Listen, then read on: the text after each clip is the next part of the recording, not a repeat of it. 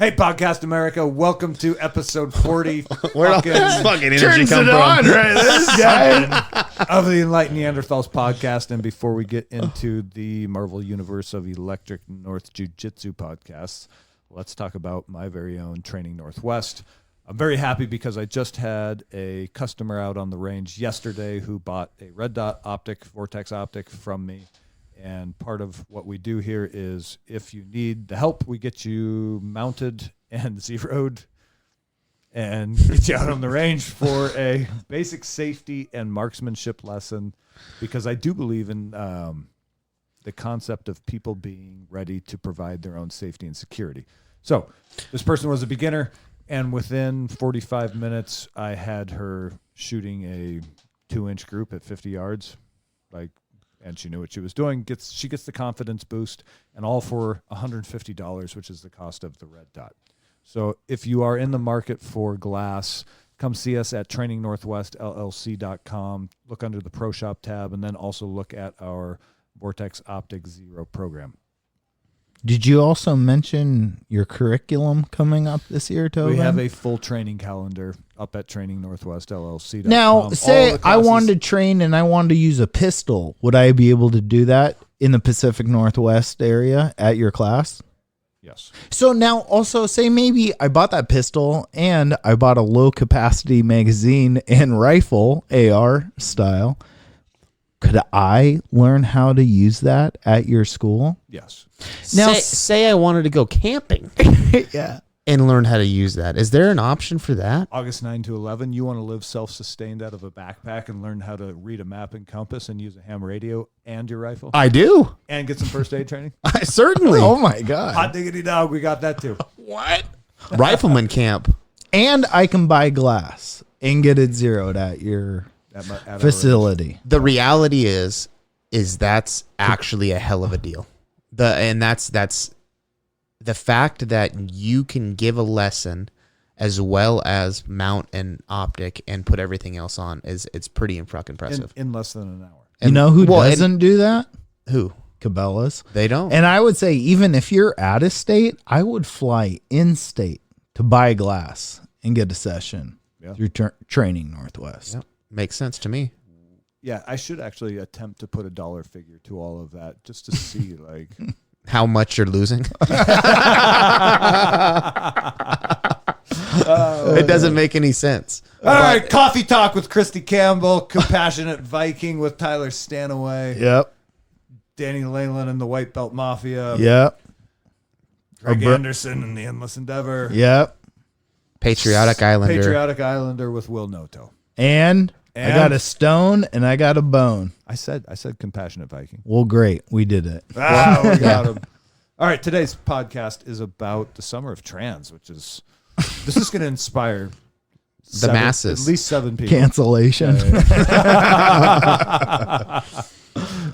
Jordan, what did we talk about? So, summer trans, we are in the beginning of a transition in our lives, and that will be working out and getting in shape from the fat slob that I am currently I'm going to transition into a more capable human midsummer, and we talk about that. We talk about what that looks like for each of us.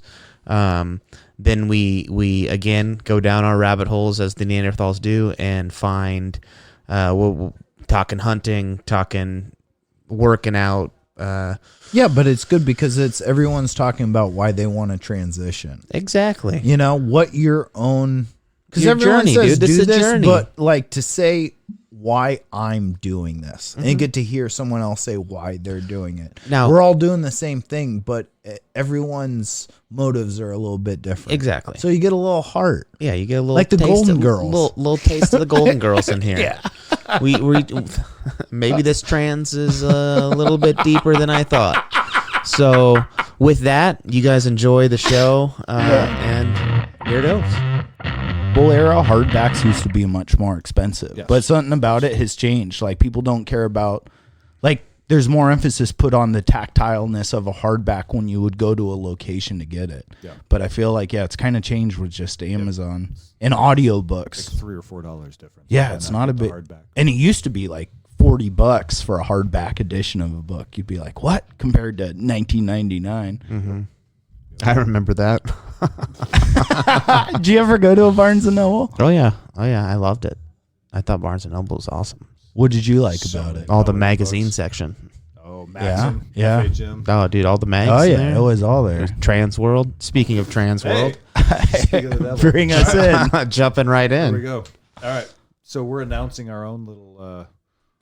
How do you categorize this? This is like a self-improvement program. Transformation. We're going trans. It's the summer of trans, and we're Yeah. all transing. Mm-hmm. So You heard that? You heard that right? Yeah. As the music kicks what is in. going on out there? That's the Sunday night Nogi guys. Yeah, They're bumping hard. they love it. Yeah. Do you think this is audible on the Bumping headphones? and grinding. I can hear it. Yeah, I hear it. But sometimes I hear it when we're recording, and then I don't hear anything. I don't think Oh, you we're don't picking think up this is on it. going on the recording? No, Oh, I don't. all right. I think we're good. Well, never mind then. And if we are, you're welcome. This is the soundtrack to the summer of trans. Yeah. So what's the plan? All right. What's the? So, What's the? hang on. My own goals for this summer, as far as like physical, So hold on. The summer of trans is us basically trying to some get goals. setting some goals and it's getting like in shape. 75 hard, but way cooler. Yeah. Yeah. Igor said it was 75 harder. Artist. Yeah. Well, why do you guys want to get in shape? Everyone probably has their own goals. I have mine. Why do you guys want to I've commit barely to ever this? let myself slide out of. I feel I'm upset I don't think with you're- myself when I let myself slide out. I'm of pretty shape. upset looking at you, too. Dude. So- Yeah, gross. Well, hang on. I'm but just excited with- to with the not have to shoulder wear a injury- t-shirt in the pool anymore.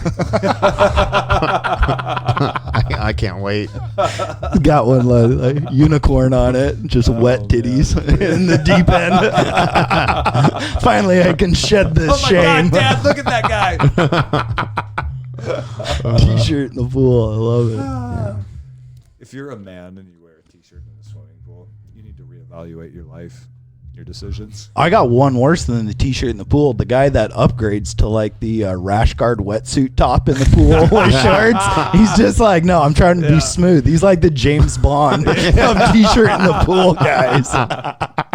It makes me aerodynamic. yeah. You want to do laps? I'll race you. Yeah. It's the easy Kelly Slater. He's Take that off. These guys in here looking like, oh, fuck. But no. So what are your goals? What's your So thought? for me, it's the battle the last couple of years has been injuries, and so I'm coming off. Welcome to this- jiu-jitsu. Yeah, welcome to my shit. life. Well, and welcome to your 40s. Starting jiu-jitsu at 40 years old is a rough. It's a rough go of it, right? And so, the latest injury that really fucked me up is there's some sort of nerve in his something- penis. Yeah, It's not working He anymore. pointed to his wiener. Sorry, guys. Sorry. My left arm was not. Well, I was in like horrific pain for 2 weeks. Couldn't get comfortable.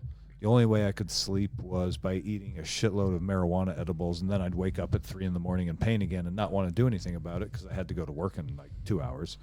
And so that gave way to my left arm just being numb and having no feeling. And now I'm down to I have no feeling in 3 of the fingers on my left hand, and I don't want to. Like I know my cardio is sliding because I haven't been. I've been doing nothing. Just Well, compared to riding mountain bikes, jiu-jitsu is a gas tank, but it's not like a blitz or a sprinting gas tank. Whereas you take sprinters and make them do jiu-jitsu, they gas out quicker, I feel, than other people. Maybe it's us knowing how to preserve, but there's different gas tanks, and like I hear you It's more on the experience and knowing how to manage your energy, which mountain biking is the same thing. All just like I told you sports. guys, I could ride a trail in half the time and have half the heart rate as you guys because I know how to move efficiently on the bike. So but blowing up a part big of me hill. blowing up my heart rate in a live round is just me not having efficiency of movement on the mat.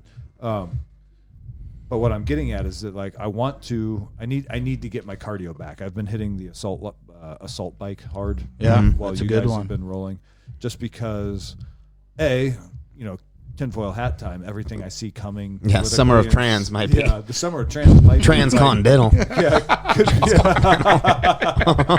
could be the summer of trans revolution, and so I need to be fit for that.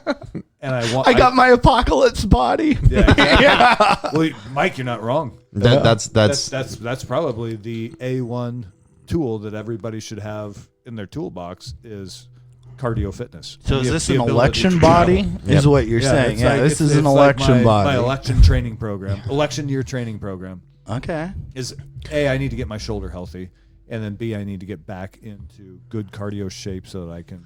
I So need to be able to travel on my what's feet. the benchmark for that? Like, what's your matrix for a cardio? I want to be able to feel my hand. Okay, well, that Well, helps. yes. All right. Wow. Shooting so high, apparently. This guy. There's a lot of 16-year-old boys out there who are like that lucky bastard. No, You know how long I have I'm- to sit on that thing? I'm intentionally pretty good, staying dude. out of live rounds until I can have full like nerve function again. You think it's from jujitsu twisting and fucking you up? I think it's a bulge disc in my upper spine.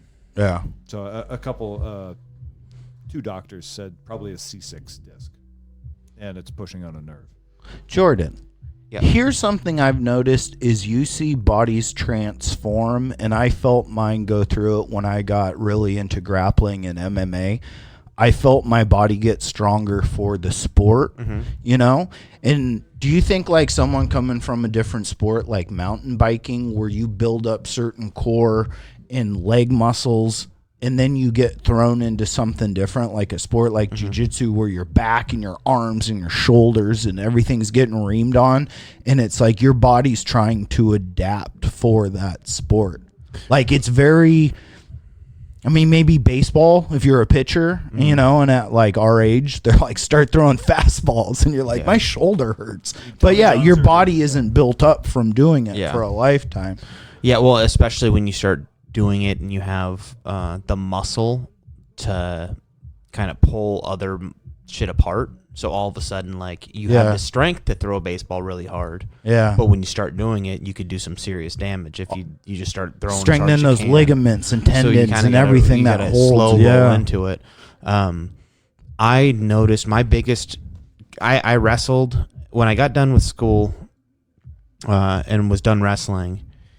I basically took all the time and energy I had from wrestling and I put it into working out. So every day I would go to the gym at 3:00, and from 3:00 to 6:00 every single day, I would work out and I would run to the gym at like a clip. So it was like maybe a mile that I would run to the gym, get there, do my workout, then run home, shower, and then I'd have, from 6 to whatever time. And the biggest thing I noticed from all of that was I'd never really done like strength training for the sake of strength training. And my body, I gained a shitload of weight. I got my body fat got cut down dramatically, and I was stronger. And when I started doing, I was doing a little bit of grappling in there with that, but for the most part, I was primarily working out because I think I was at Ivan's at the time. Or maybe I was just started going to. Anyway, I noticed that all my joints felt tighter. Yes. I still had mobility and flexibility in all of them, but I felt like I was gonna get injured way less. Yes. I felt everything kind of just tighten up, and I felt like my body was put together well. Yes. As opposed to when I just do jiu-jitsu, I'm like, oh my God, my Things arms are feel janky. things Yeah. are just barely holding on. Yeah. And my knee fucking hurts, or my shoulders both hurt, or my elbows, like everything's just barely, like, I feel like I'm really stretched out, like the gaps between my joints are bigger or something. Yeah, everything and then when I needs to start tighten strength up. training, everything gets tighter, and then it's like I'm turning into a little bit more of a rock that it's hard to chip away at. I think weightlifting is injury prevention for jiu-jitsu. Like you're saying, I do think it helps tighten things up. Like, not only, I was saying earlier, like your body changes. When I got into... It increases bone density, which that alone is Yeah. going to help you. Yeah. Yeah. hard boners. dense hard boners. The densest. Yeah, well, there's that. The muscle development around the joints itself that helps. I think. Well, it's tendon and ligament strength yes, too, which people don't get into. Yeah. Everyone just thinks muscle, but it's have you ever rolled with a guy who was like heavy, like they were overweight, fat, obese, and they get into shape, and all of a sudden it's like, son of a bitch. Dude, do you ever want fat dude calves? Like, you ever look at fat dude in their calves and you're like, Jesus Christ, I would love to have that calf. And then if they lost a bunch of weight, it's like you got to hair your jet underneath you for your calf for vertical and jumping. Yeah. Well, that's part of part of my goal, or the reason for my goal, and the matrix in which you can measure off of is I'd like to do some sort of a hike with a pack on, and time it or whatever, and just, I mean, obviously it's going to get easier, but if I do that and then I lose the weight and then have the same pack, I imagine that I'll just be carrying that much less weight. I heard a 10-mile ruck challenge. You know what I mean? Yeah. I mean, we could do something like that. Oh, yeah. We could do something like that. No problem. Yeah. I mean, so that's my going around the table. Well, I guess I'm, again, the shirt in the pool thing. It's going to be great. We'll get you the rash guard. Like Neanderthal rash guard. So yeah, because of the upcoming events that may occur in the next year or so, it would be nice to be able to run a 6-minute mile. I don't know that I want to fucking train running or anything like that because my knee hurts. Yeah, I hear you. But that's what I did last year.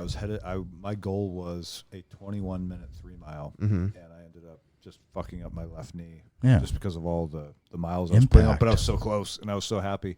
See, but that's where the assault bike's smarter for our age. Yeah. Like, if you can swim sprints or, like, do the assault bike, which is, or that's why mountain biking is so nice. And I'm actually going to prioritize mountain biking as soon as the weather turns and make sure that I get at least one, like, 90-minute ride a week. Well, it is smart. I mean, look at black bear hunting. Like, that where I took you guys. And it's fun. It's kind of like, oh, I got a good workout, but then it's like I'm up way higher than most people would be. We worked pretty hard to get in there. Try it with a flat tire. 100% worth it. Yeah. I need to get a bike. Yes, you guys. Yeah, I need to get a good bike. You guys scared the shit out of me going down that road at the end of the night. I don't know what he's talking about, Jordan. I know how to ride. I know what the failure points are. You know what Jordan and I are? I was looking at your guys' back wheels, and I was like, one of these two motherfuckers is going down on this road, and they're going to dude. Side of your face is going to be all strawberried up. And, bows. It's because you're living in Mill Creek in this, padded society. Jordan and I are the last of an old breed. Yeah. We know how to ride a shitty mountain bike down the mountain. I grew up on shitty bikes, motherfuckers. Yeah. No one has more time on shitty bikes than this guy. So why you want to go trans? I'd like to. Why are you transing, Jordan? I'm transing because my friends are. You get your own TikTok channel. Fuck yeah, dude. Yeah, nailed it. No, I think there's a reason to get in shape right now. If primary weapon system, we've talked about it before, where if something was to happen, could you actually handle, what happens? Can you run a mile? Can you drag somebody? Can you grab your wife or your girlfriend or whatever and throw her over your shoulder and be the man that you're supposed to be, And truly you can't, like, if you're not in shape. And I've realized more and more, and the fact of the matter is like, I think Greg says it all the time, is cardio, or what is it? Being tired makes cowards, or what's Jesus Christ, fatigue makes cowards of us all. Yeah, so that is true, and it really sucks to know what my capabilities are, and know that the only limiting factor is my cardio, and that's like, oh, that's 100% on me, and that fucking sucks, because I know how much better I could be if I just wanted to fucking get my cardio in shape, let alone strength training. And it's interesting to come at it from like a prepper standpoint, because a lot of preppers do not do any kind of physical exercise. They're very focused on what they can buy and store in their house. where, again, yeah, like you said, primary weapon system. It all starts with you, the Mark 1 Mod 0 human meat suit, and joining the Army, going into the 75th Ranger Regiment. You know, you look at like the action movies we grew up on in the 80s with Schwarzenegger and Stallone and all that, and when they're in the middle of these action sequences, they're breathing through their nose, right?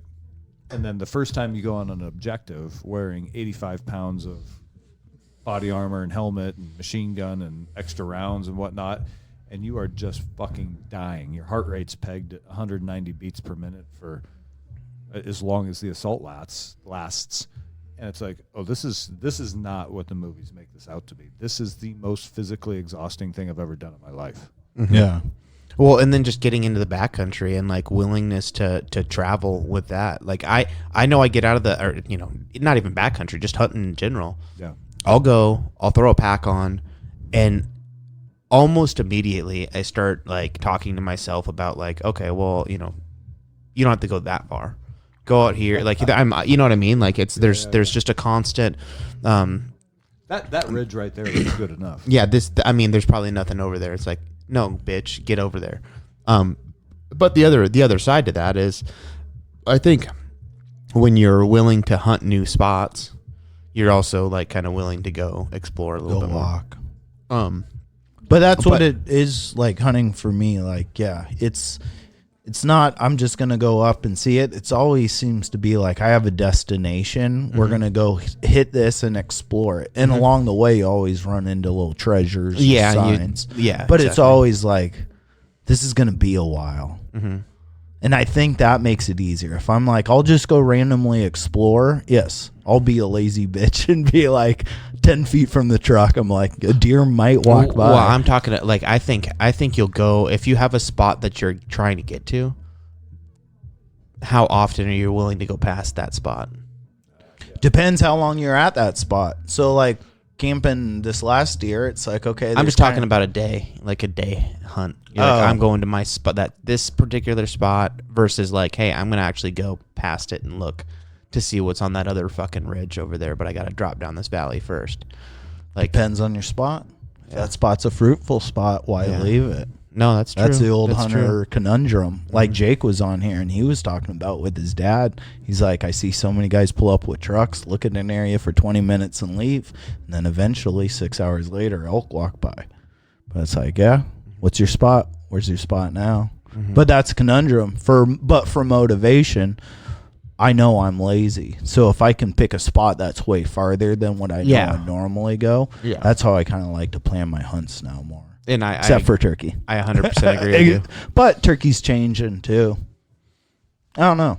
But my whole motivation for this is... Hang on, turkey alone, because we're going to be working out of a base camp, right? And running out. It's just a day hiking and walking around. Exactly, but right there alone is another reason to stay in shape so you can enjoy something like that. Because if you're dragging ass and having to drag yourself up and over and whatnot, it becomes not fun. Yeah. Like the idea that I'm excited because it means we can move light and fast. Like the shotgun weighs nowhere near what my deer rifle weighs. I'm not going to have the big heavy frame pack with me. Oh, you don't take anything. Exactly. You're light. Yeah. It's gonna be really you're a nice. ninja. It's going to be fun. Mm-hmm. Yeah. And there's moose we've seen there. I mean, there's all kinds of animals. Yeah, the beer will weigh you down, though. Well, I drink light beer. I kid. Bring Michelob Ultras. But that's my motivation for doing this, because my best hunt hunting is being able to run up and down mountains easily and still have composure. I think that's the biggest way to put it. And I think that's anything. Like you talk about being in the military and having all this weight, and they're like, run up this mountain and now do your job. The ability to physically be active and then still have composure is the biggest asset. And hunting, I hit 40, right? And it's like, I got my black belt, and I've also had 3 knee surgeries. And it's like, I'm slowing down a little in my pursuit for jiu-jitsu. Doesn't mean I don't like it, but my game's changing and what I want to keep getting good at. But my physical peaks have been when I've done MMA, and I feel like I can run through a wall. And one of the weirdest things I noticed was when I was here, when I was maybe early mid 30s, like I got down to 159 pounds Holy here. shit. Like, and I was grease lightning fast. And I want to get to my my college wrestling weight. yeah, 197. So That's pretty good. I'm 220 right now. I'm about 4 pounds away from that. I want to get to you, dude. I'm just trying Nice to get, getting thick. We're all I'm just a trying to be thick Mike. Twinkie. I'm also trying to get to 197. we're all trying to be Mike Kozak. But it's like I got really light, but I had endurance, but I wasn't strong for my hunt. Like I had wind, but putting a big pack on and starting to really go up, my legs would burn. Sacrifice. But then, okay, so fast forward to maybe 5 years later, 6 years later, and I'm doing bear hunting with Dan at that spot the first year we went there, and I went once a week for like 2 months, 3 months. Sometimes I would go twice a week, and I would mountain bike that every time. And I was big into weightlifting, and I did that right before archery elk, and I was running up ridge tops, feeling so good. But There is no better full body workout than a mountain bike ride. yeah, Especially if you're getting after it. And if you guys get real bikes, I'll take you on a couple trails. Real that aren't bikes. Gonna, Get up on there. is it?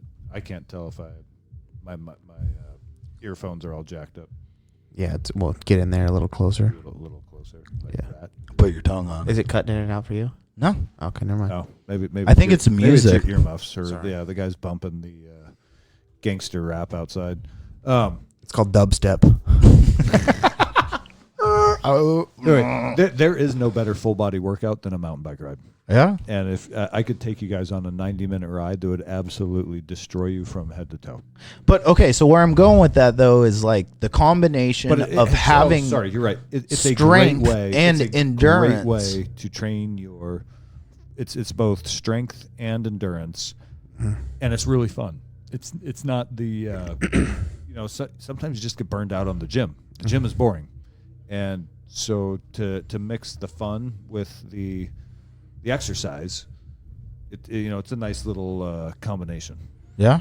My club coach back in the day, he said that when he was in college, he wrestled for Virginia. He said that their college coach would make them do something every day and let them know what they were doing. And it didn't matter what it was, just as long as they were staying moving. Yeah. And he would go bike riding all the time. And he was like, mountain biking is where it's at. Because all your little minor core balancing muscles are firing constantly, just little micro fires. And so over the course, and then you have like the bigger muscles like the quads and glutes working to pedal the bike, shoulder muscles, arm muscles working to balance on the handlebars.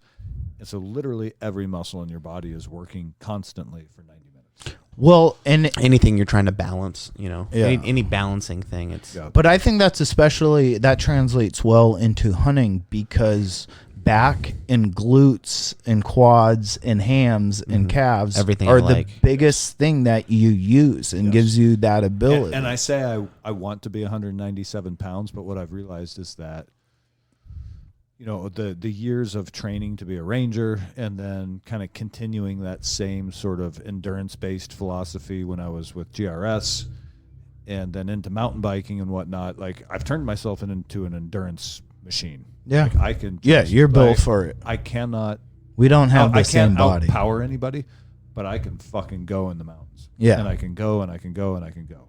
And that part I'm very happy about. Yeah. Sometimes I wish I had the muscle to like match up with you guys on the mat, but I give up 15, 20 pounds. this is all technique. I have no technique. I would like to attribute all of mine to muscle. Pure muscle over here. It's Jordan. Pure strength. flexibility and Yeah. balance, and know-how. But it's That's all I got. It's frustrating as fuck when I'm underneath someone who's 200 pounds Yeah. and I just can't get out. And That's where technique does. I agree. Yeah. Some technique would help, but we're lacking there too. It's a lifelong But then it pursuit. feels really good when I get out. Like last fall when we were hunting, it's like, oh, I could do this for days. But that's something I'm talking about too. Like like I said, I've got my black belt. It doesn't mean I don't like jujitsu, but it's like, dude, I've had 3 knee surgeries. I'm banged up from the sport. I want to have a continually active lifestyle, and jiu-jitsu is always going to be a part of it, but I need to parlay other things into it that give me results and fulfillment and body mobility. And I do think training for hunting is kind of a nice thing to focus on. It's like building legs and back has been everything I'm trying to do right now, because I think about a backpack, or I think about walking up a mountain and carrying a load. Really, we got access to that stair climber, the Versa climber, and it's like, fuck, we Just put your weight. we should bring our packs and fucking everybody do Fuck your pack, workout. dude. Packs are comfy enough. Like, make sure it's secure, but you ever put on your like bulletproof vest and do PT? I hate that fucking thing. It is so exhausting. Do like push-ups, burpees, like Good luck doing a few body weight exercises with that vest squeezing on. your lungs so Dude, you can't get a full breath. Smokes you so that's hard. back to what I was saying about the first time you do an assault across an objective, you realize this is the most difficult physical thing you've ever done in your life. Yeah. No. I remember a long time ago when you first started training Northwest, you did like an open class for a bunch of the guys at the gym, and you're like, bring your body armor, wear what you normally shoot. Yeah. And like Tyler and Steven and stuff were there. And I remember I'm like, fuck, bring 'em my body armor. And we like, Tobin has us doing push-ups and like jumping jacks and then doing like stress shoots where you run. And it's like, I am so glad I didn't have a plate carrier on. That sounds horrible. Hey, you know what's kind of like entered into my mind over the last, like, since I started doing that is I'm too old to wear body armor. At this point, I'm just going to risk getting plugged in the chest. It's a warm welcome Yeah, at this point. That's a fucking young man's game to run around with all that heavy shit on. I'm just wearing my my chest rack. Well, with that body armor too, it comes with side plates. Do you think Mine side has- plates really do anything? Yes, you want as much coverage as you can, because when you think about urban warfare in the streets and how many, it's not just a 2-dimensional battlefield like out in the woods. It's now 3 dimensions where elevation matters, and now every angle, every window, every rooftop, every little shadow becomes a potential threat. And so the more coverage you can get on yourself, the better, because those Helmets. those shots aren't going to come from dead straight in front of you. They're Straight going on. to come from some oblique angle behind you at 5 o'clock high. You know Yeah. what I mean? So the more Unethical coverage- fucking fighters is what I'm hearing. Put on your red coat and stand in the formation. Hell yeah. Yeah. Could you imagine though, like And getting so I do still, I've never replaced my early 2000s era vest because it has full wraparound soft armor that wraps around like my kidneys. And so I don't have soft or side plates, but I have side soft armor. And I like having even the soft armor panels underneath my plates because they have a much larger coverage area than the plates themselves do. yeah. Because it's just more coverage because there's so many angles exposed. Have you? And yes, put on- hang on. Let me get there because someone's going to write and be like, dude, those soft armor panels don't stop a rifle round. No, they don't, but they take a shitload of velocity off of it. Yeah. And Absorption. then- exactly. The cavitation inside your body is going to be significantly less because the impact energy that actually hits your body will be reduced by that soft armor panel. I have just a straight plate carrier. I don't even have the foam pad inserts. And I imagine getting hit in like one of those chest or back plates would hurt so much. But then those little danky side plates, Yeah. could you imagine getting getting hit shot there in with the those, hip? fuck. It would probably break your hip bone. Well, they should not be down on your hip. They should be up high. Well, they should I be up in mean, your yeah, ribs. they're high, but that he meant whole- rib bone. Yeah. But that, oh my God. That seems like it would hurt so bad. I went to STAC the other day, a couple months back, Which is it? and what's that? Which is it? the other day, a couple years ago. Yeah, the other day, a couple months back, Yeah. last month. Yeah. Anywho, last time I went to STAC, they had some body armor there. That was that ceramic, all that badass stuff, Yeah. and because I had the plates I have are kind Are you of talking like the hybrid lightweight ones? though they're ceramic. They're like maybe an inch thick, and They they're must be the lightweight. 'Cause- they're light as fuck. So mine are half an inch thick and they're heavy as shit. No, these are an inch thick, of ceramic stuff, and they're fucking lighter than hell. And they're multi-curve, so they wrap around this way. And Dragon skin. yeah, it's just like, man, these things are fucking badass. And you put it on, and it's like $1,500 each. Well, I think it was. I think the whole setup was like $2,000, and it was like fuck. But What was man, it? Big chest, just a body. Yeah, rig? I think it was a chest and back, and then I don't know if they had side plates in them. I think they might have, but I mean, the whole thing weighed probably 6.5 pounds or so. Pretty good.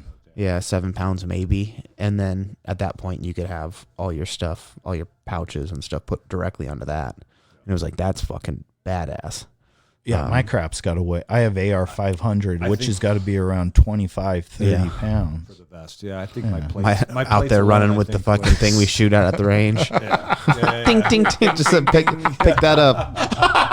yeah, the C-zone silhouettes that we shoot at. Dude, I'm going to tape those cardboard cutouts to me so they don't think I'm a person. I'm just a target, like out in the range. Just keep walking forward. Real slowly. slow. Yeah.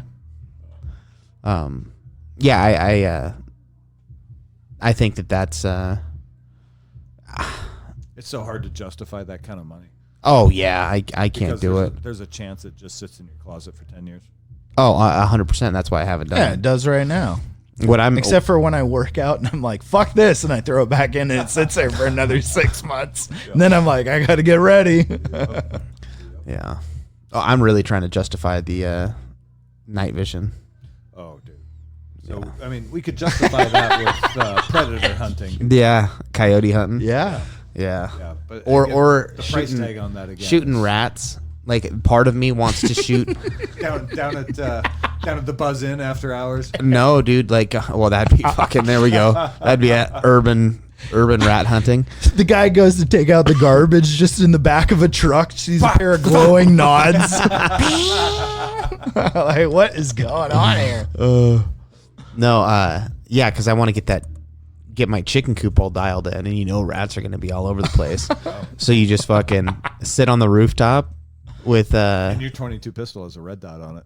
yeah. Well, you could do that or a pellet gun and mount A that 1022 with a PVS 14 on a 1 through 6 suppressor. Oh. Fuck, I do like the idea of the. I smell a new build coming. yeah, no shit, dude. Holy fuck, that would be fun. Fucking and just. Have you ever watched those videos of the guys just dumping rats? Yeah. Oh, it is the greatest fucking thing ever. Rats, iguanas, or you'll see the videos of people using birds like hawks to hunt pigeons in New York. Like they get Maybe we contracted by the state We should to. have a little competition amongst the three of us to see who can come up with the coolest 1022 build. We should do that. That'd and be then fun. We could even extend it to people who listen.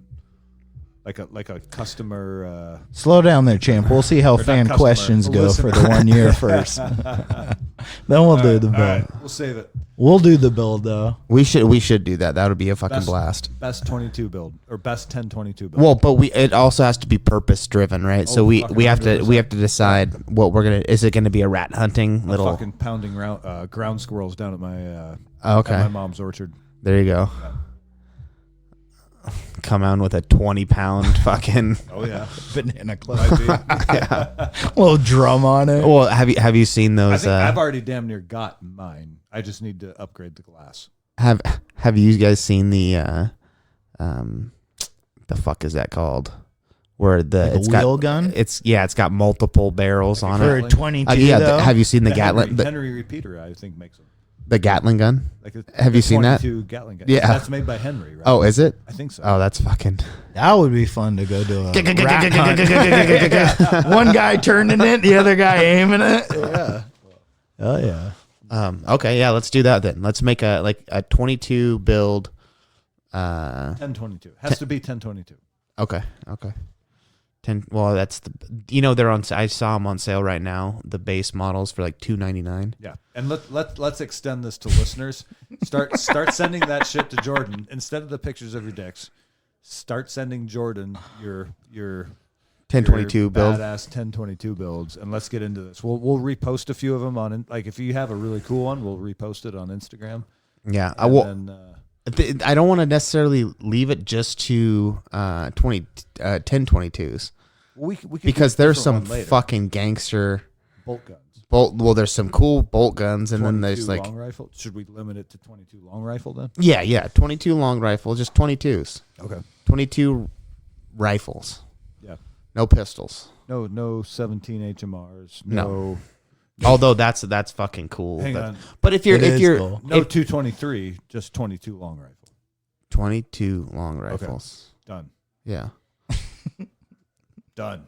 I got mine in mind. Fuck yeah. This is like when Yeah. at school they'd make you do a diorama, and one of the kids was like, "Yes!" Like Tobin's already got the diorama built at home. Yeah, he's got it nailed. Yeah, because I just happen to have a cool 1022. I've been pumping the brakes on putting a higher. Well, I have the scope. Literally, I've been pumping the brakes on not buying new rings. So I just need to go buy fucking bitch. That's the least of the worries. Fucking, he's like, everybody needs to do a 1022 build. I'm like, man, that's gonna be quite a bit of money. He's like, I gotta buy rings. I bet you could do it for under $600. Yeah, and have a fucking gangster one. Yeah. Yeah. Yeah. Well, I got some ideas for some Vortex stuff that could go on a 1022. yeah. Do I just Make it take my pretty scope off my Yeah, do you wanna- AR and put it on Do you my want to 22? sponsor? Yeah, no shit. Yeah, and honestly, if anybody wants anybody wants to play along in this, and you need to order glass, hit me up at trainingnorthwest@protonmail.com and let's talk about Vortex Optics. We can get you. Yeah, that. Well, are you gonna sponsor my build? Yes, yes, I will. Yes, I will. I'll get you if you guys want to upgrade some glass on a 22 build. Yeah. Fuck yeah. We'll make it happen. A 3 to 18? What the fuck? Yeah. What are you doing? I'm going 1 to 6 on mine. Oh, 1 to 6 is prime time for a 22. Even like a 1 to 4 or something would be money. Well, 6 power. Oftentimes when we're dropping ground squirrels, because the 22 I have, or my 1022, at 70 yards, if I'm using the kind of hot CCI Blazer ammo, I can put squirrels down at 70 yards. But I'm usually at about 6 or 7x magnification. So 1 through 6 will be just right. What's the longest you think you could do long distance shooting with a 22? Do you think you could hit something from 1,000 yards? No, fuck that. What was that one guy? Some guy was like, we used to shoot fucking Coke cans at 700 yards. Shut the fuck up. Yeah, it was something Where was fucking. this? It was some fucking guy. Some internet Yeah, bullshit? some Yeah. internet fucking troll guy. And then the guy making the video was like, and we're having that motherfucker on. Oh, And he brought him out there and had him try and shoot Not because he even was close. like, how long is it going to take you to hit that? And he was like, Most of I don't know, probably like 10 rounds or something. And he's like, okay, come on out. holy shit. Yeah, I I'm forget. assuming he never came close. Not even fucking Yeah. remotely. Yeah, but anyway, that'd be fun to have a shoot off and then go on a rat hunt. Fuck A rat hunt, or I mean, we could. We'll start baiting them out at the range. Yeah, there you There's go. rats out there. There we go. Yeah. Oh, that's Just a start fucking leaving a lot of dude. garbage out. Now that's a- okay. Now we've got This a a whole listener video event. fucking This is a situation. listener event is what I'm hearing. If you're Yeah. in Snohomish County and you want to build a badass rat hunting 22, we'll start baiting them out at the range, and then we'll just have a day. I'm buying night vision. That's it. Thank God. We finally found a reason. We found the reason. Night vision and 60 pounds of bird seed. Yeah. I don't no shit. I don't need those fucking kitchen cabinets, bro. Sorry, Chandra. Oh, no, this is going to be great. So Summer of trans. that's what I was going to say. Summer of trans. You're transing your body. You're transing We just your 22 trans that rifle. fucking conversation, didn't we? Dude, For fuck's sake. we're all trans I have here. to pee really bad. Let's take Okay. an early pee break. Okay. We're talking summer of trans, and one of the ways that we're transing is trying to become a little more self-sufficient wise in terms of finance, meaning starting businesses. So, Mike, you've been an entrepreneur for a while. I've been an entrepreneur for only 2 years now. Training Northwest is only 2 years old. And we're telling Jordan that when it comes to starting a small LLC, that all I did was Google how to start a business, and at some point, within an hour or probably 30 minutes, I found an article that walks you through, like, hey, go to the Secretary of State's webpage, file for a business license, then do this, then do that, then do this.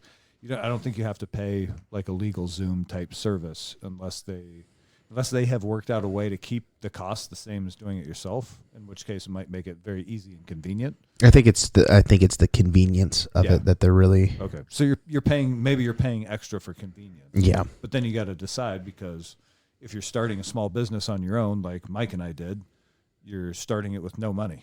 So every $200 you can save fucking matters. Yeah. And that maybe has been the real lesson of training Northwest, is I am back to being like in my early, remember when you're in your early 20s and you were just pinching pennies as hard as you fucking could to get by? I'm back to doing that on a business level. Pinching pennies like a motherfucker, paying attention to every dime spent is like carefully scrutinized. Is this worth it? Is this going to bring a return? And if it's not, then I don't spend it. That's smart though. But you also have a regular job and a business. Yes. I think that is a nice thing to do as a human, is find something that, I mean, it's hard to just start something and create lots of money and wealth and you can live on it. Yeah. Right? That's Imagine what a lot if of you people had to take expect. training Northwest and you quit your normal job and now all revenue that you lived off in life was from that business. That's hard to start. And I think it's smart to have some success in life, to know kind of a direction in what you're doing. But once you start a business, you have your normal job, but now you can foster money into this other area and grow it wisely and smartly and see what works. And like you're saying, you're penny pinching, which is good. But if certain things fail, it doesn't mean you're flat on your face. Exactly. You're giving yourself multiple streams of revenue. I have my stable base, which is what I pay my living bills on. And Training Northwest is like a passion project / experiment that I hope someday I can turn into a full-time. Live off it. Yes. Yeah. Yes. Transition. But you bring up a good That's point slick. when you're talking about having that dual income, because I think a lot of young people these days think they're going to start a business and they're going to be super successful inside of 2 years. Yeah. It's like, good fucking luck. You have to go grind away. You have to have the right opportunities. And you have to be really smart, pinch your pennies, live or run the business on nothing for a while and try to build some momentum. And then once you start building momentum, rather than taking money out for fun things, you have to look at what you can reinvest the money back into the business that will Pay itself back. well sort of like facilitate further customers, because those customers aren't guaranteed to return. That got you to, this point A. If you want to get to point B, now you have to attract more customers. So what do you do? How do you improve your business model? How do you make your product more attractive so that you can now continue this revenue stream? Yeah. And so it forces you to evolve and grow and innovate and create. And it's fun. I think also something that's interesting, like not only do you want more customers, but think about the customers you're getting. Like there's a difference in people with little money or people with lots of money. So if like the goal of this is to make money, I mean, no, the goal of this is to solve a problem it that I see in is society. Yes, but I mean the goal of business, of success, like to quit your job of working and have this run as it is. The goal is to have clientele. It's either little money with tons of people or a few people for a lot of money. Yes. And it's like, imagine if do you mass produce it? Yeah, but imagine if like your training technique just got recognized and you became Yoda of guns, right? You could probably get government contracts, right? So say you're training people going overseas or abroad and they would run you through a course that paid you for a lot of money for a few clients that the government's paying very well, whereas if you're just open for the public, it's a bunch of people for little money, right? And that's kind of the conundrum of business. And I think that's where it gets weird for cutthroatness. Like you're talking about saving money, but it's like the business is you, and you're to be successful. You can't just be given handout all the time through business or going lavish in expenses. And taking that return and putting it back into your business is, like you're saying, you want it to establish more customers. So what is that customer? Look at Samsung. Samsung will do commercials during Super Bowl or during regular NBC TV to be like, buy our TV. And that's for something that's $1,000, right? And that's hitting a lot of people. Yeah. But then there's Ferrari, and Ferrari doesn't do any advertising, and they are very in demand for an exorbitant amount of money. Yeah. So I want to be Ferrari where customers come to me. Yeah. So, but it's like, what is? When I think about that, I actually run programs that we're approaching that level. The more I go, the more refined everything gets out there, and we've got some plans for a little bit of infrastructure improvement this summer, and I think we're going to be. It's going to be something special out there. Yeah, I think you got definitely the hang of it. I've gone to a few different places, and yours is up there with the best of them. You know, so I'm happy with the fact that you're sitting here with me. Rifleman camp's free, right, dude?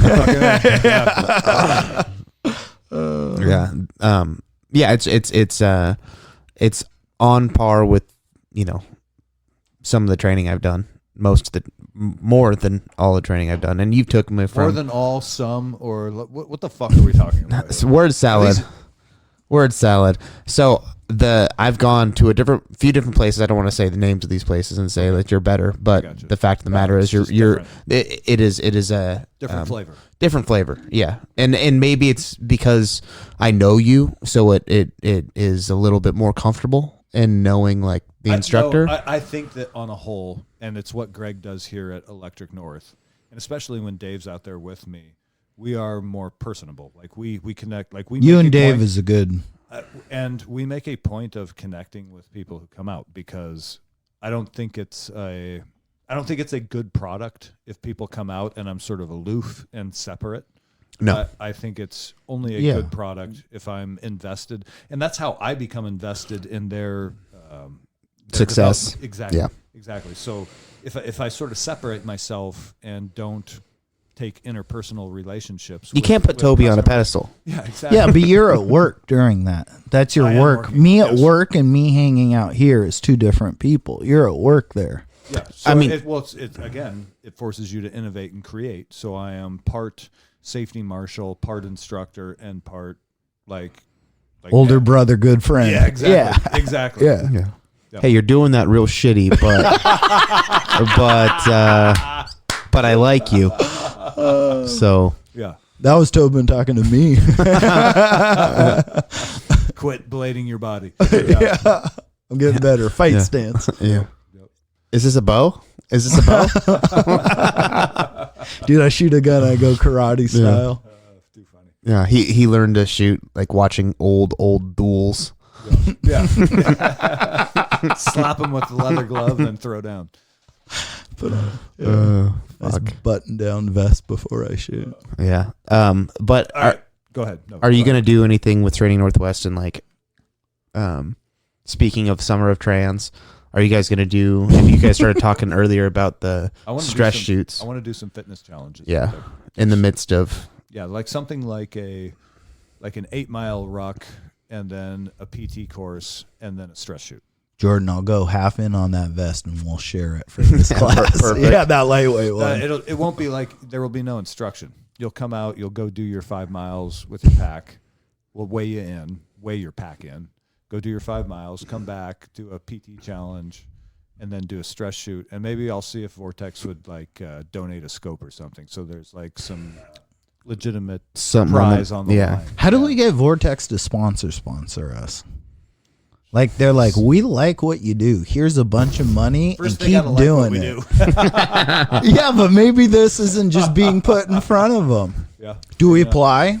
Do we give a best of compilation clip to them I'm a dealer, so I can email the right people. Or do we have to be like we're involved with the community? Like here, we're all about jiu-jitsu and growing people, and then it's like we're taking people into the woods and showing them how to sustain and hunt, and then it's like giving them safety. Would that get their attention where they're like, we like what you're doing for the firearms community, because as a business, we're applying for masses, right? It's not they're selling scopes to NASA. I think you just send an email and inquire. Would be my guess. Interesting. It's that simple. This business thing's real easy, dude. I don't know what you guys are fucking complaining about. Yeah. You have to bring something special. Yeah. Which is, I posted the other day on the social Instagram that I had a female out who she bought a $150 optic. So for the cost of $150, she got her new sight. I mounted it on her rifle. I took her out to the range, gave her a lesson in safety, marksmanship, had her firing off the 50-yard line, and you can see the shot group that she fired. Her first time ever touching a fucking rifle in her life. Is that what that was? Yes. Okay. Yeah. So if I can do that with someone who's never seen an AR-15 in 45 minutes, like we're onto something, and that's a value add. That's where I would say that the business. You know what I mean? You got to have a little something. You have to have something. You can't just skin in the game. Well, no. You have to have a little. But you're providing something that you want to do. Well, but why are you better than the guy down the road? Because you can get the same optic at Cabela's no for the shit. same price. So why wouldn't you? But you can't cite it. You really need to start pushing it like that. And I know you say you pushing it like what? Cabela's is the enemy. No, the fact. Yeah, I like we're declaring war, these fucking sons of bitches over there. You could go spend your money elsewhere, but you're a dumbass for doing it. And here's why. Dude, I mean, that is actually like an incredible deal. Yeah, for $150. Yeah. And she walks away with an optic that costs $150. And she got to shoot. And she got to meet you, dude. Yeah. How fucking lucky is she? Smells like beef and cheese. I pay $5 and the rest goes to the optic. Was she listening to the podcast? Is that how she heard about you? No, she is a friend of a customer. Did she listen to what? The podcast? No, okay. Well, but that's the thing. Like, what why do you think no one's sponsoring us? No one listens to the podcast. Come on, guys. We listen to it. It's true. It's so true. Yeah. Even our moms gave up. Yeah. Fuck. I was abandoned as a 40-year-old man. How many people download this and they go, this has nothing to do with Neanderthals. I need to change my life. This has absolutely nothing to do with Neanderthals. Fuck this. Dude. Those were like four downloads in Germany. Dude. They were like, oh, great. Not archaeology. Yeah. Expecting some fucking scientist up here, and then they get me going, hey, guys. I told you, I Googled it. Like, I wanted to see, like, I said, Enlightened Neanderthal podcast stats. And it came down, and the first thing was like the top Neanderthal podcasts. And number one was ours. And it's like all the other ones were science ones about Neanderthals and humans. And I'm like, fuck yeah. We stand strong. That's hilarious. You know what it is? But it's like 3 of them started a podcast, and the other ones are talking about them. So funny. God. That's amazing. Holy shit. Okay, so hang on. I'm excited about the combination of the Summer of Trans and the 22 build off, because this could produce some good the build off, some good fun. Let's say this. I want to hear from people who are regular listeners. But the Summer of Trans is not shooting guns for me. It's shooting arrows. Physical. I want to. Okay, that can be part of it. Summer of Trans. There's no limits. My 1022 is going to shoot arrows. There's 115 million different transing options. Yeah, dude. So you don't have to pick one. You can choose. Weightlifting and archery. Oh my god! Quit with the limiting stuff, dude. Yeah. Oh my god! I'm holding myself back. Those microaggressions are. Mike Kozak, weightlifting / archery. Yeah. Oh my god. I like where we're going with this. So I want to hear from listeners what they are willing to do for a Summer of Trans, and I want to see some 1022 fucking. I want to see the champion 1022 build out. Yeah, that'll be great. And I'm going to be working on mine. Yeah, and you son of a bitch, though. You like half yours already dialed.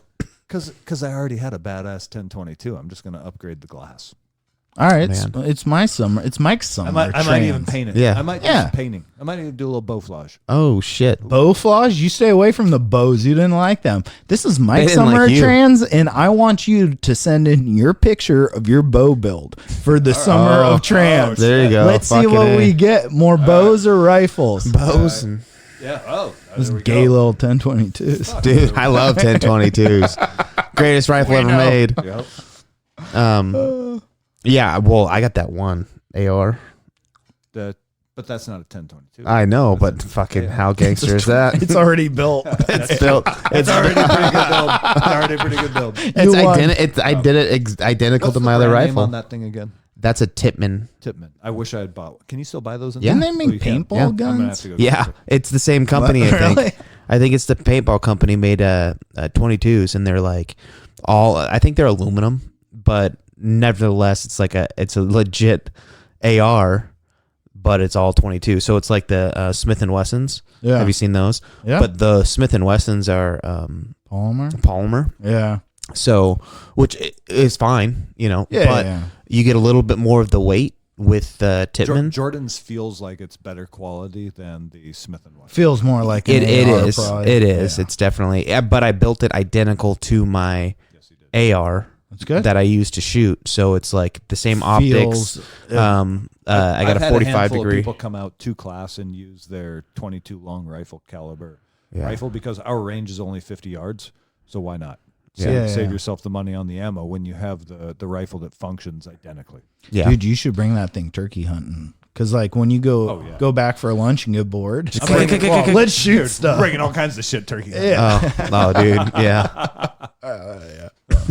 Bring that 10 millimeter pistol. No, bring So, you know, we were talking about body armor earlier.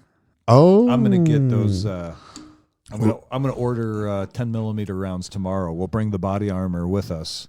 That way, midday when we need something to do, we can blast body armor with 10 millimeter.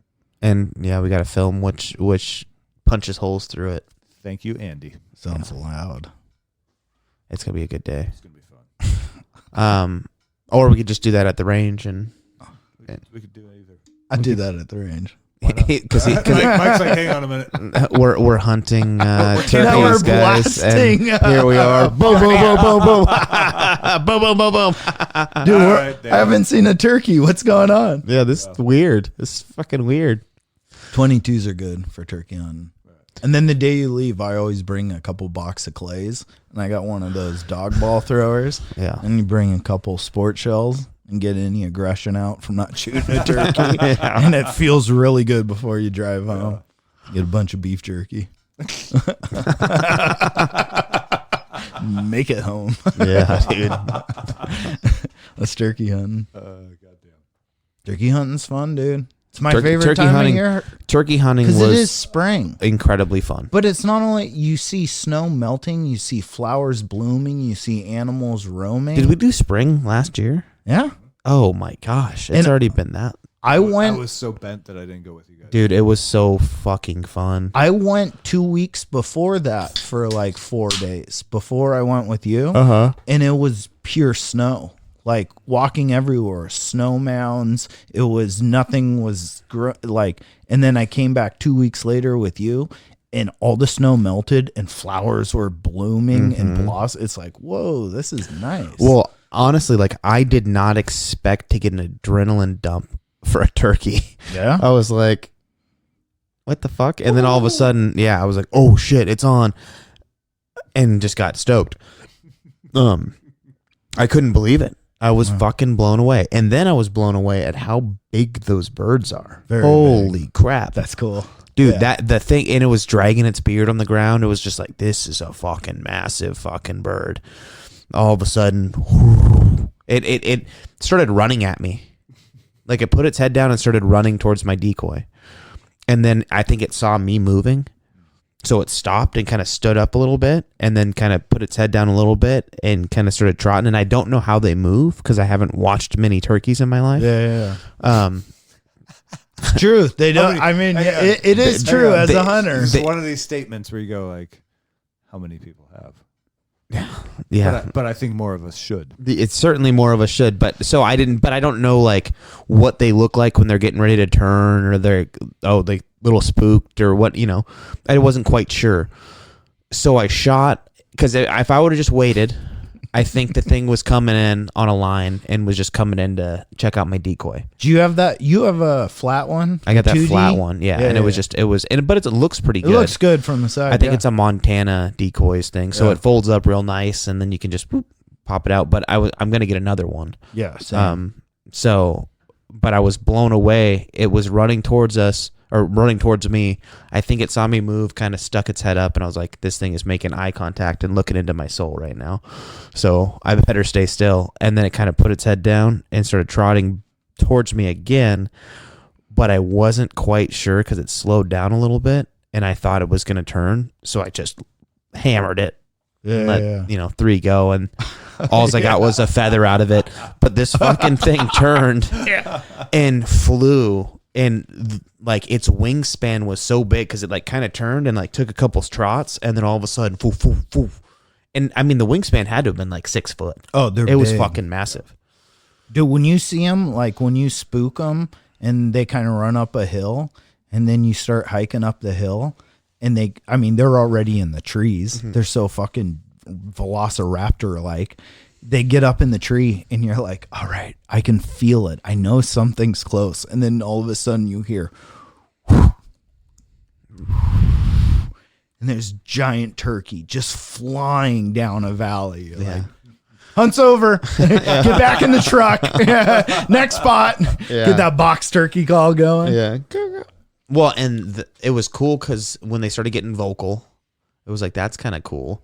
And this one, it walked into this field, and all of a sudden it just like announced, it's like, I'm here, motherfuckers, and it just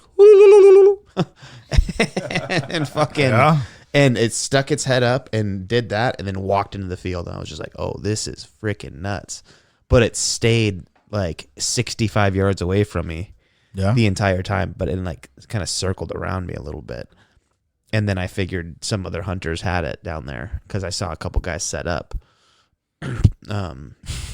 Just other idiots. Yeah. But then nothing happened. So I was like, what the hell? So I got up and I walked over there, and those guys were gone.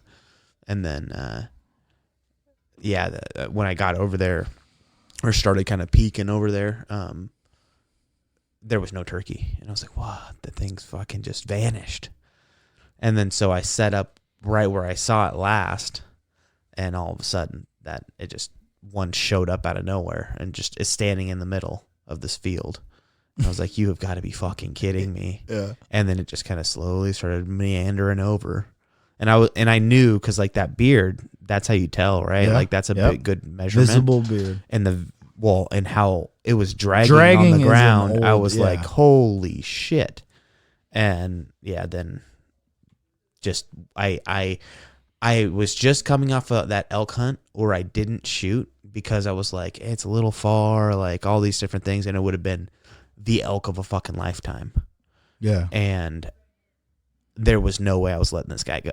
So I was like, I am pulling this trigger, and I did it too early, and I was just in my head on it, and I was like, okay, it's coming, but I can't tell if it's, because it kind of stopped, just paused a little bit.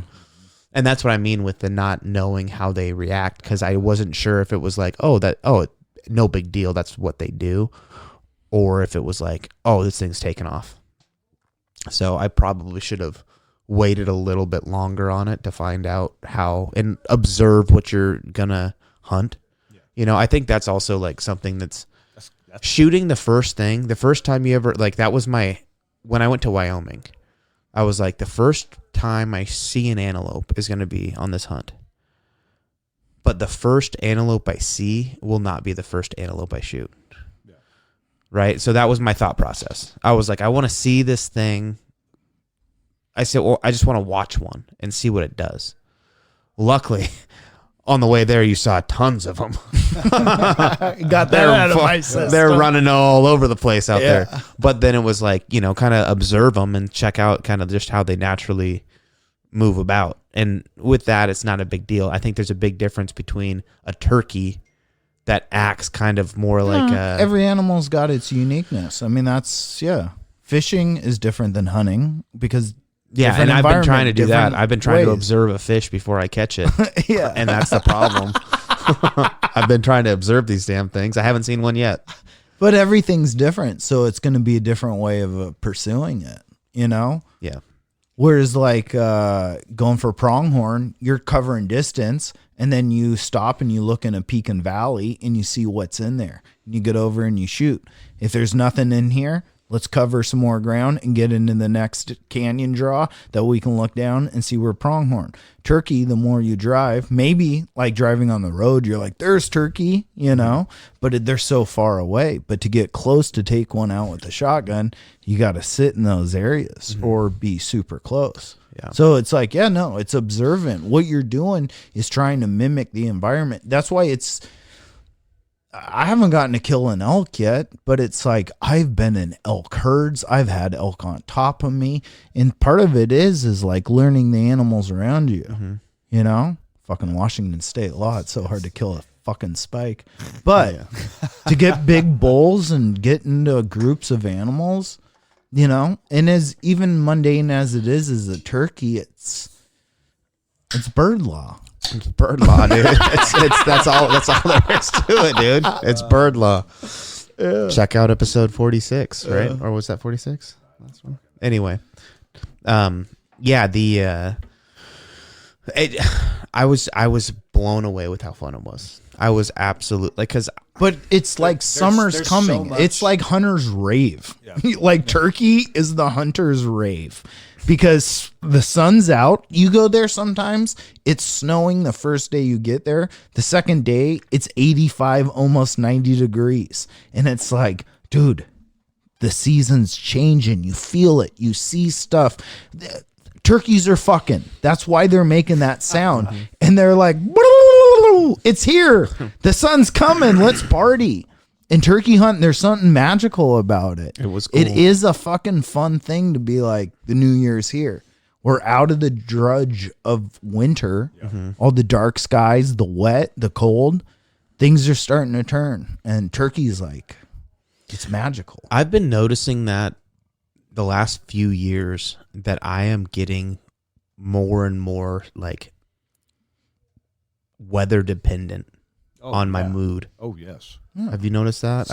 The whole like seasonal Sad depression thing, I think, is real. Yeah. This weekend right now as we're sitting here is that weekend of that carving course in Phoenix I was trying to get you guys to go to. Oh, no shit. We'd be there right now. In the sun. In the sunshine. Sorry, dude. Yeah. What if we start going to You fuckers. let's go to tanning salons. There we go. Maybe we just need extra sun. I think you need the real thing. I think there's something about seeing the blue sky and getting out of your bed in the morning and seeing that bright sunlight and called just feeling skin it cancer. just makes you feel fucking good about life. It The does. birds are chirping and it's like It gives you today, charge. Today is going to be a good day. Yeah. Yeah. Shit. Yeah, that's very true. But we've had the last couple weeks, or I guess the last few days when I'm working, and it's like, oh man, it's kind of a nice day. Oh Yeah, shit, it charges, it's coming. Yeah. But that's turkey. And I wonder if we appreciate it more because we get the 6 months or 7 months of gray. I wonder if people in Arizona or New Mexico are like, yeah, we're fucking tired of the sun.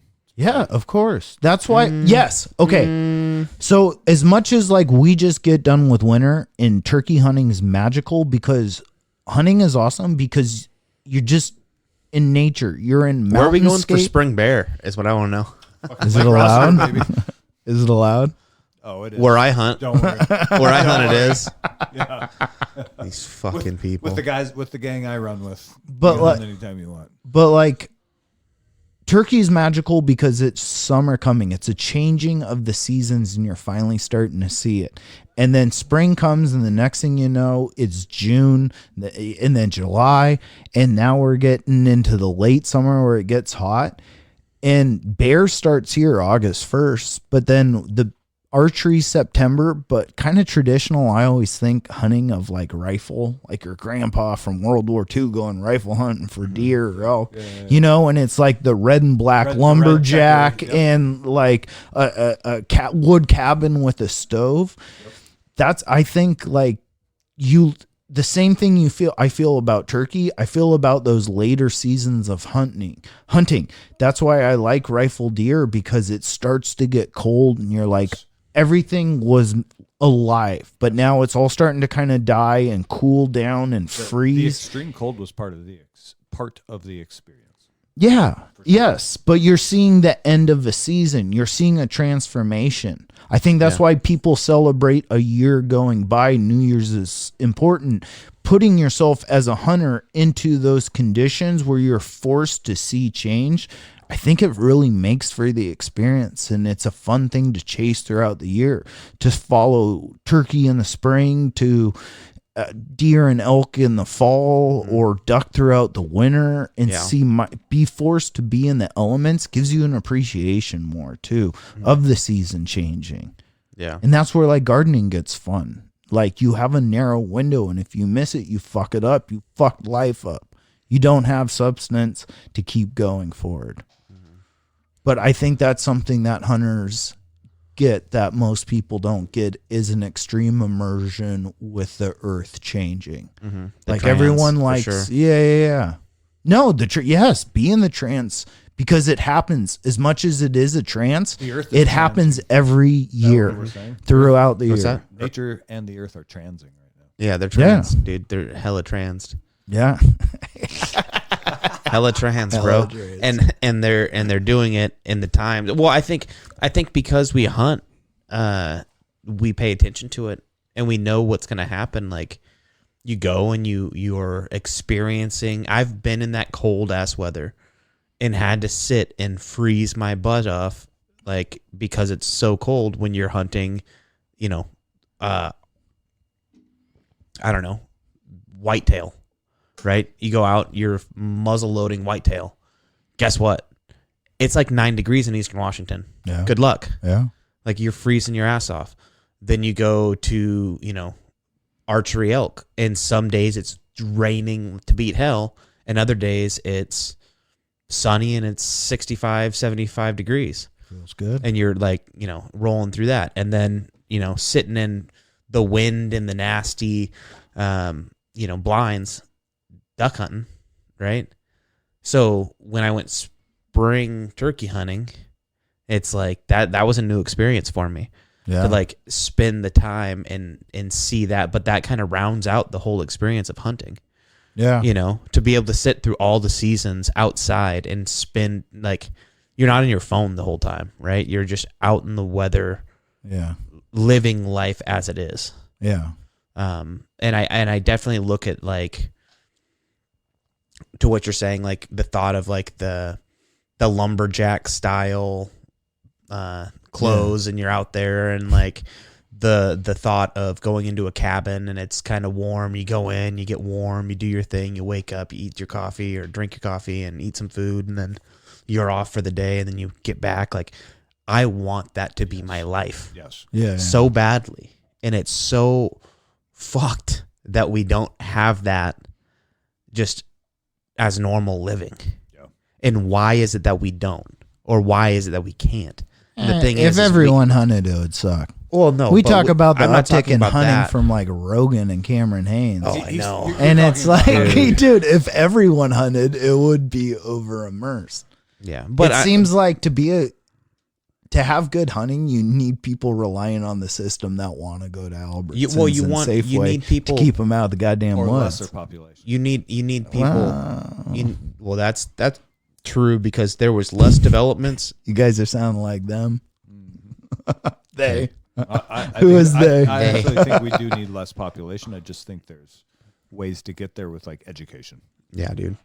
Education. I think you could spread it education out. and like vaccines. I think you just Well, need to those two. spread it out. You need to find a way to live more in harmony with the land. The land is so big, but there's such concentrated, dense areas of population. Anytime what you the have land's most concentrated areas, you have concentrated garbage, you have concentrated waste of humans, you have it's too dense. And you do that in nature with any animal. 1 million elk in like 100 acres is not going to survive. But you spread them out. We have tons of planet. We just can't figure out how to spread us out and supply. And because the abundance of the fruits of the land are concentrated near the coasts. For the most part. Coastal has always been, yes, for city development, absolutely. That's never going to change. So the reason but all the farmland of the Midwest, all corns, tons of stuff like that. Yeah, but grains. that's there's not much there. human. Like, if you want to go get a job in rural Illinois, Yeah, but you're talking about the abundance of people. But that's the thing is like if you got rid of all machinery, right, and you had to be reliant on the land, even back then, would shrink. the population would shrink, but the population on the plains would shrink dramatically. So you'd still have the most population in places like the coast. Yeah. And that's why the populations on the coast are way more still to this day. I think they're they're on the coast liberal, because that's one, food, seafood, two, travel, commerce. Yeah. Have to have that. Yeah. Yeah. But that's what grows them. Even they are temperate. No, temperate climates are always what? Temperate? A temptress? We're talking cursive now. Yeah. So I let that roll and don't say anything about it because I thought it was right. Yeah.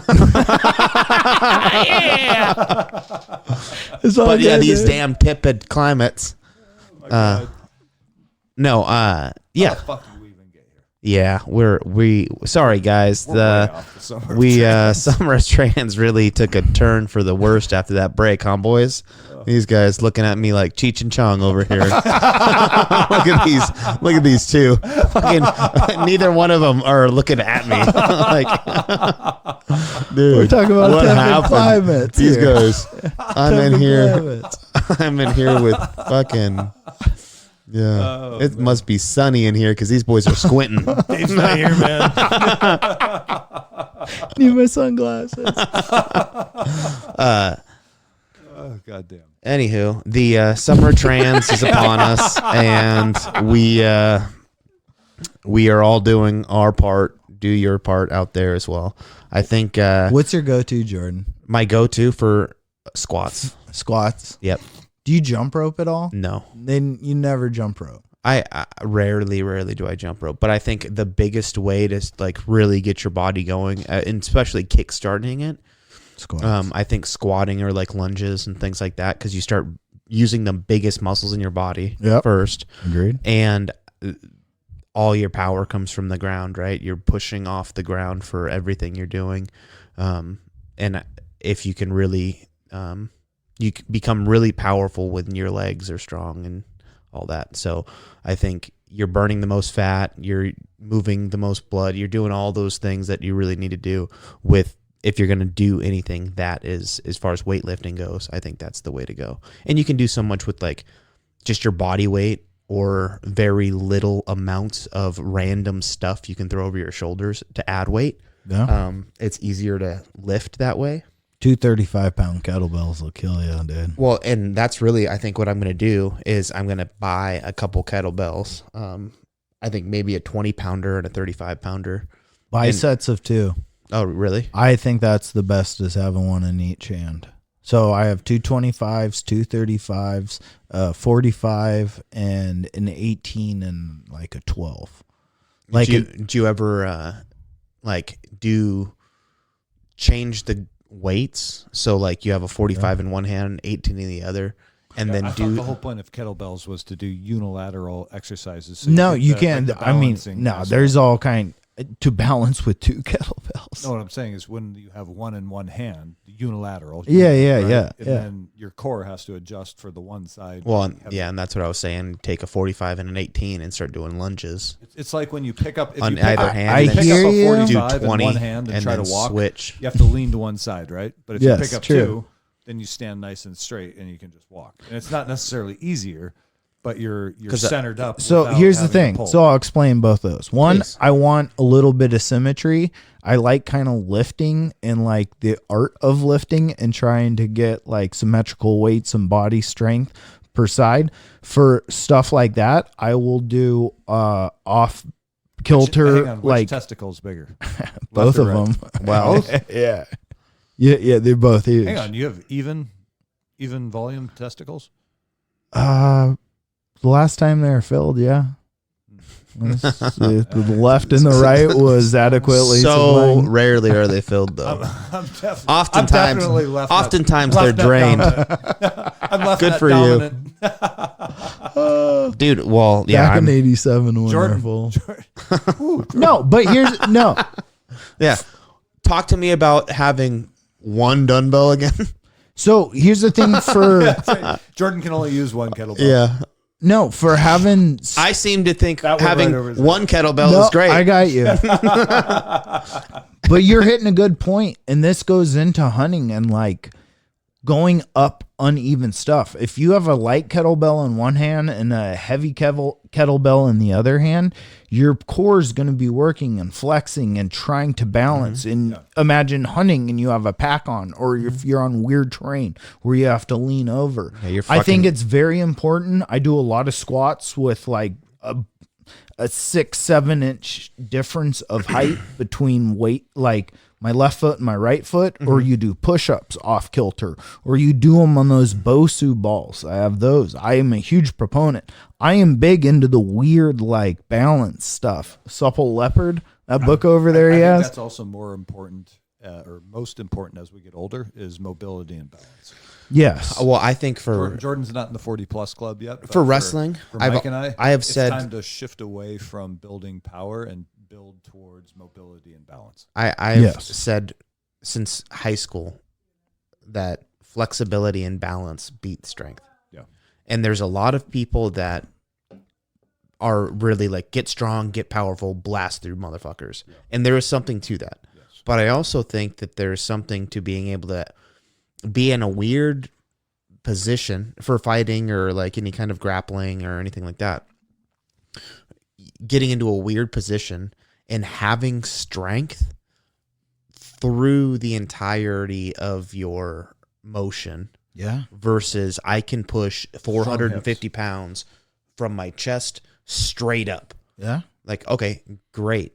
But how about I fucking make you fall onto your heels and now that you have to push weight straight up. Well, I don't have good balance right at that point. So I can't really move any weight because I'm trying to catch myself. I was like, well, then what good is that strength? No, true athletes, like elite level athletes, are strong from their knees to their belly button. And that's the difference is all that bicep, tricep, beach muscle doesn't do a damn thing for you. And it was something that I kind of sort of figured out on my own playing high school football, is that it didn't really matter if I was outweighed or outmuscled. As long as I could snap my hips at the point of contact, I won. Yeah. And so you start to realize that What teacher taught you that? full contact. Because if you miss that moment, then you get crushed.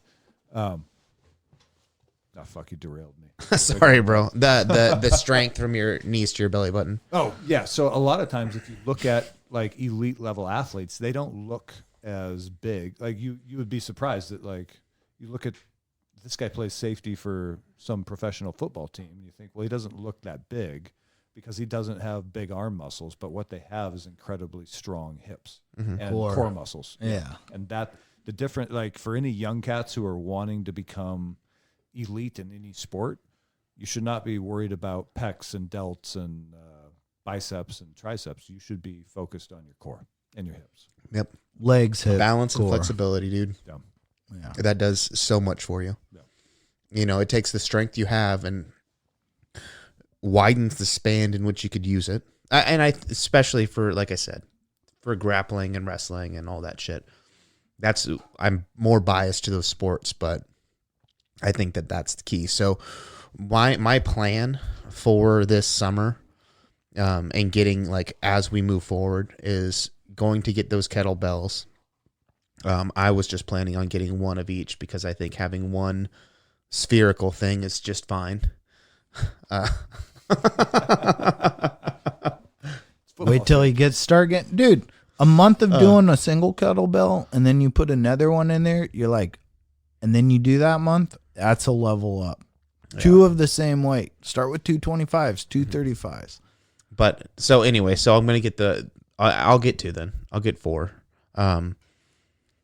But yeah, I'm just gonna get 2 sizes of kettlebells then, and I'm gonna do just body weight squats, lunges, presses over my head as I'm doing all that stuff, just to get the rest of my arms and shoulders kind of moving.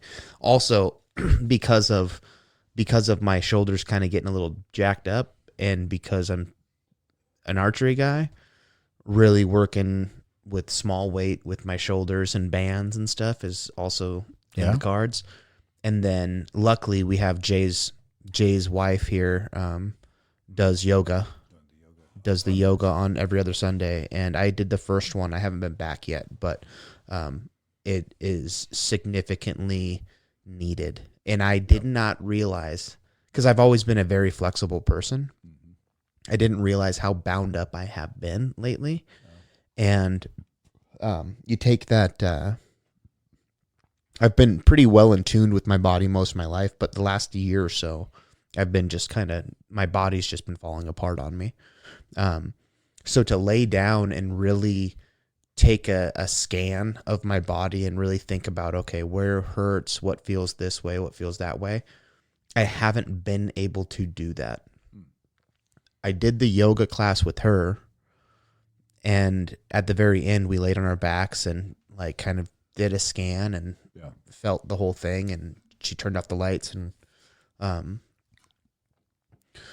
laying there, it was like, holy shit, like I feel all the places that I really need to concentrate on. Yeah. But it took an hour of doing yoga and then being able to lay there to feel all my bound up spots.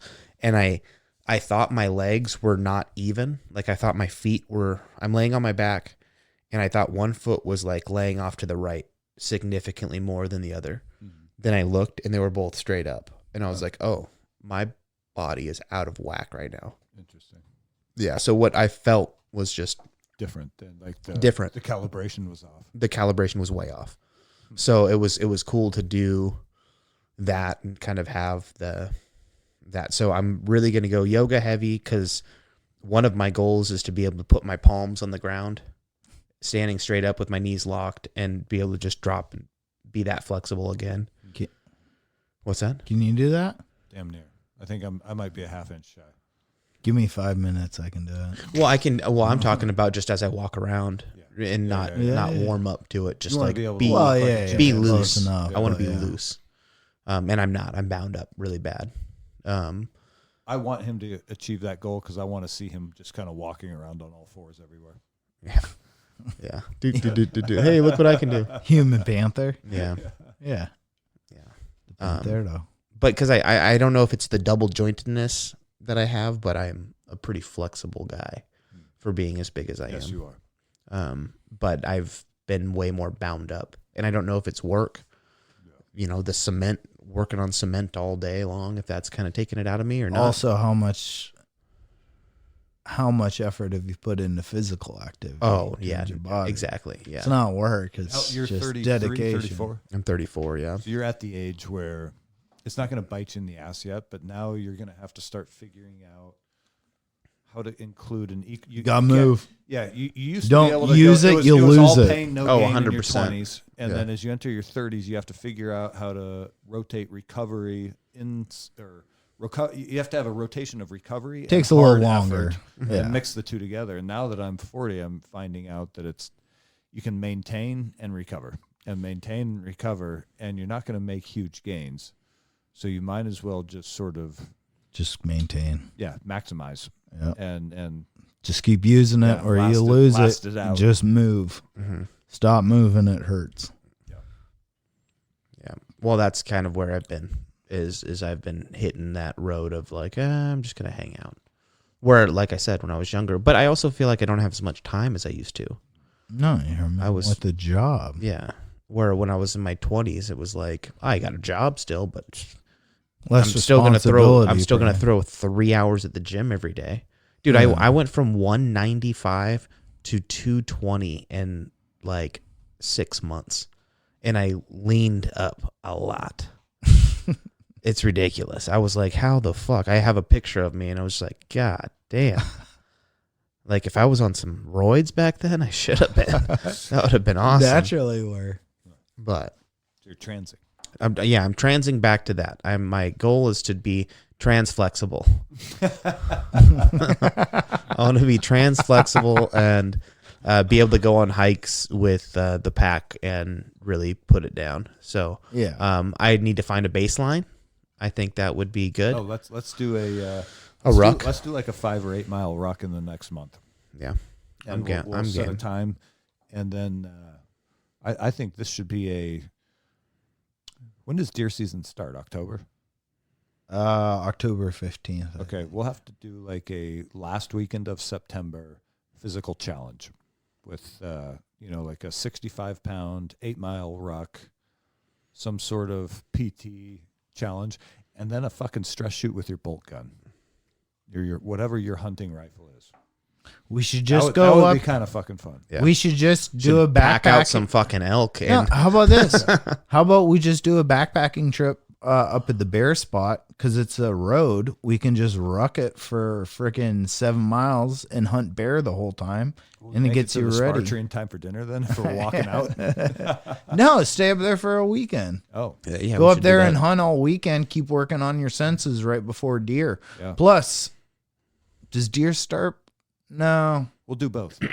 Yeah. But that's a good. That would be a The solid. the bear hunt will be our little thing, but as But far yeah. as, Pushing bikes up I- that road's going to be a bitch. Yeah, 100%. Let me tell you, I've done it twice now. I need to get a new bike. I'm sick of those tires. You guys both need new bikes. Yeah, we have the same. Didn't we have the same bike? Both showed up. Like I had the Antelope. Last of the old breed, Trek dude. Antelope. That's what I'm saying. Last of the old breed over here. Yeah. You're a little older, Tobin. We were the actual last of the old breed. All right. You were the old breed. Yeah. Are we running out of steam? We ran out Probably. of steam when I Hours started ago. talking about trans stuff. As soon as we hit record. All right, let's call it right here. If you guys are enjoying the show, give us a review on Spotify or Apple because it helps the algorithms spread the show to potential new listeners. Thanks, everyone. Appreciate you.